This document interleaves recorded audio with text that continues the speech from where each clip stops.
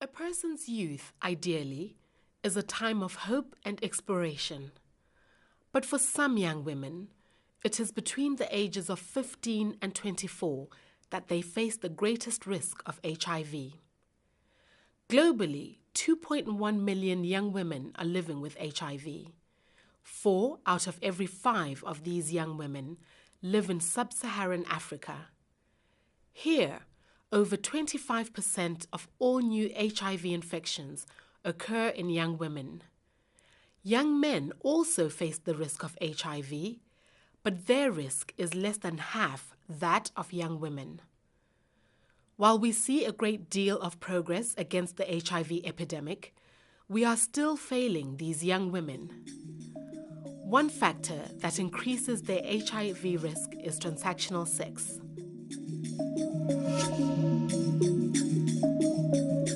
We reviewed evidence to answer 3 key questions. What exactly is transactional sex? What are the different motivations that lead young women to engage in transactional sex? And what can we do to reduce their HIV risk from this practice?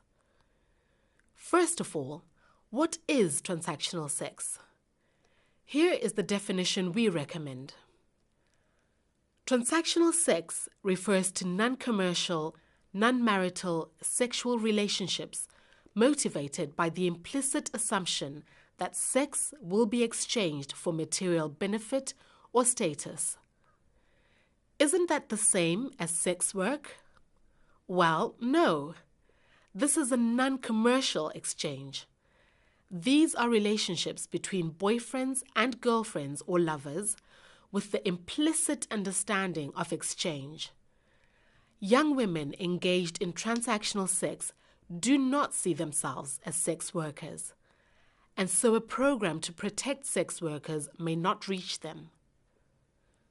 What determines young women's engagement in transactional sex relationships with men? We suggest that there are at least 3 sets of motivations. The first is to meet basic needs.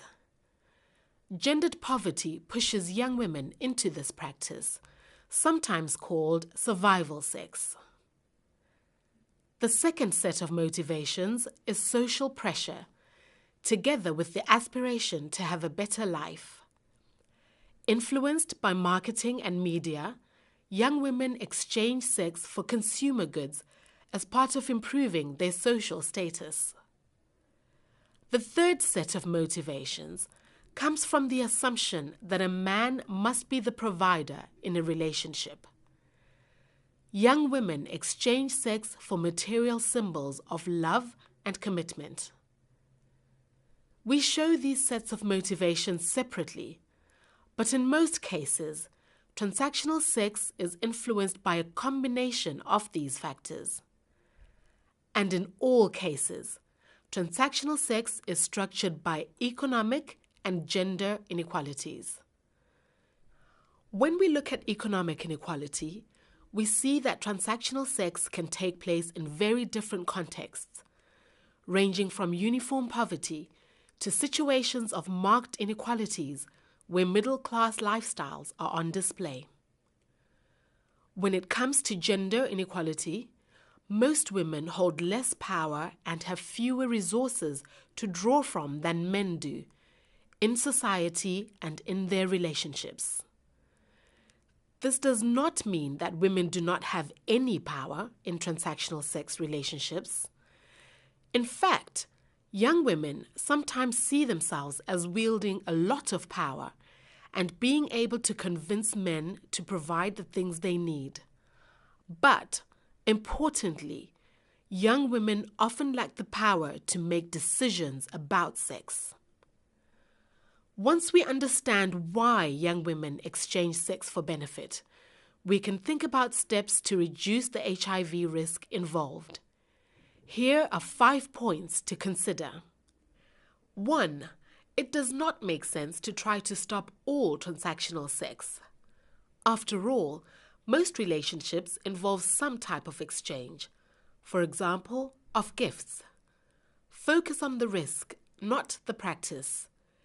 ensure that young women have access to safe and affordable HIV prevention technologies. 2. In order to be effective, understand the context.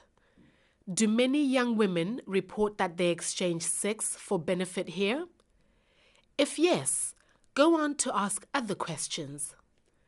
Is the area very poor, or is there a range in economic levels? How do young women see their own power and agency in transactional relationships? The answers will guide the priorities for programming. 3.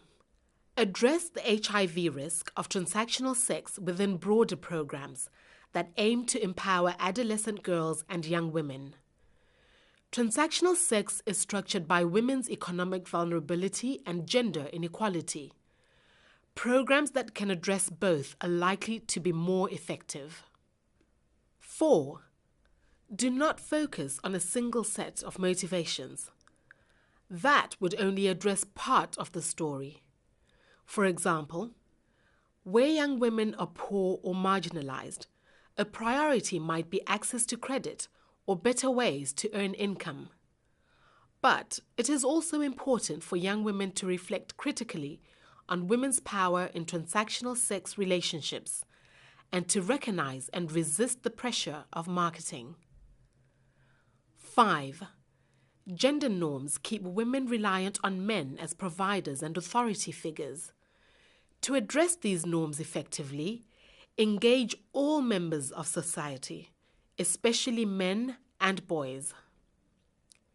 These 5 points will help in the design of more effective measures to tackle transactional sex, not only to reduce young women's HIV risk, but also to improve their well-being and lead to brighter futures.